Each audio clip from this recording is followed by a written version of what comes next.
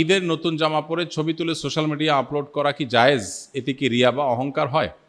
ঈদের নতুন জামা পরে সোশ্যাল মিডিয়ায় ছবি তোলা, এইটা এখন একটা বেশ আমাদের ইয়াংদের কাছে বেশ কমন একটা কালচার এবং ট্র্যাডিশনে পরিণত হয়েছে।